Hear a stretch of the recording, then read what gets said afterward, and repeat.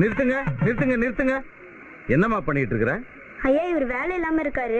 வேலை கிடைக்கணுங்கிறதுக்காக 108 தேங்காய் உடைச்சு வேண்டுதல் நடத்தினா வேலை கிடைக்கும். நாங்க இந்த பாத்தியாமா, இந்த கோயில்ல பரம்பரை பரம்பரையா உட்கார்ந்து இருக்காங்களே பிச்சைக்காரங்க, அவங்க காலையில நட திறந்ததுல இருந்து நட மூடுற வரைக்கும் அந்த கடவுள் பேரு சொல்லிக்கிட்டு பிச்சைக்காரங்களாவே வாழ்ந்துகிட்டு இருக்காங்க.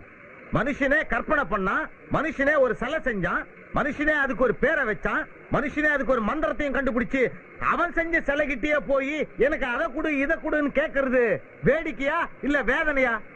Radio, car, current, computer, train, flight, television, telephone, ராக்கெட்டுன்னு எல்லா விஷயங்களையும் எப்படி கண்டுபிடிச்சான்? ஏதாவது பூஜையில இருந்து வந்ததா? இல்ல யாகத்துல இருந்து வந்ததா? இல்ல எதனா கடவுள் வந்து பக்தனுக்கு பரிசா கொடுத்து இதெல்லாம் எடுத்துன்னு போய் ஜனங்களுக்கு குடுறான்னு சொல்லிச்சான்? இல்ல, அறிவால விஞ்ஞானத்தால தன் சுய சிந்தனையால இதெல்லாம் கண்டுபிடிச்சான். சிலை செய்யறது, கும்பாபிஷேகம் நடத்துறது, அதுக்கு காவடி தூக்குறது, அந்த சாமி பழசா போச்சுன்னா புது சாமியை உருவாக்குறது. இப்படி சாமியை உருவாக்கிக்கிட்டே 2000 வருஷமா இருந்தமே, ஏதாவது முன்னேறணுமா?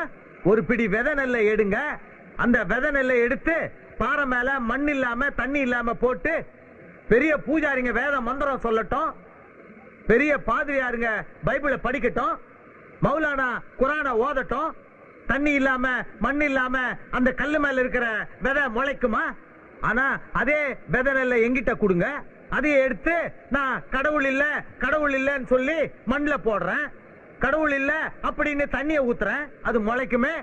இதுல இருந்தே தெரியல உங்களுக்கு கடவுளால எதுவுமே முடியாது. எதுவுமே தராத, தர முடியாத, இல்லவே இல்லாத கடவுளுக்காக நாம எவ்வளவு பொருளையும் பணத்தையும் நேரத்தையும் உழைப்பையும் வீணாக்கிட்டு இருக்கோம். வாங்க, வணக்கம். உங்களை தான் சந்திக்கணும்னு நினைச்சுக்கிட்டே இருந்தேன். பகவான் ஆத்மஸ்வரூபம்னு சொல்லுவான். அதையே சமஸ்கிருதத்துல பரபிரம்மம்னு சொல்லுவான், தமிழ்ல பரம்பொருள்னு சொல்லுவான்.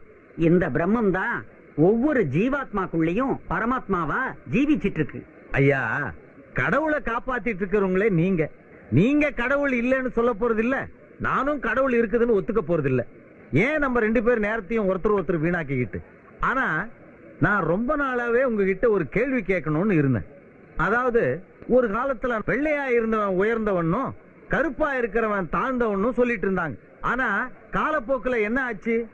வெள்ளையா இருக்கிற உயர்ந்த ஜாதின்னு சொல்லிக்கிட்டு இருக்கிற உங்க இனத்திலையும் கருப்பா மக்கள் பிறக்க ஆரம்பிச்சிட்டாங்க.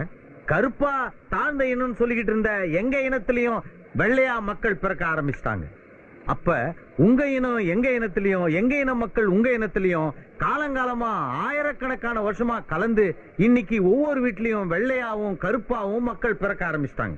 இப்ப உயர்ந்த ஜாதிக்கு தலைவரா இருக்கிற நீங்க அப்படி ஒரு உயர் ஜாதின்னு ஒண்ணு இல்லடான்னு சொல்லிட்டு அந்த இனத்துக்குண்டான ஜாதிக்குண்டான அடையாளங்கள் எல்லாம் அறுத்துட்டீங்கன்னா அடுத்து இருக்கிற ஜாதிக்காரங்க எல்லாம் கூட ஜாதியை விட்டுருவாங்க.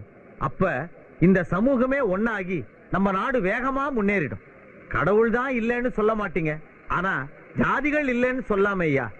இது காலம் காலமா நமது பெரியவாள்லாம் கடைபிடிச்சிட்டு வர ஆச்சார அனுஷ்டானங்கள். இது பகவான் படைச்சது, பாவாத்மாக்களுக்கு புரியாது.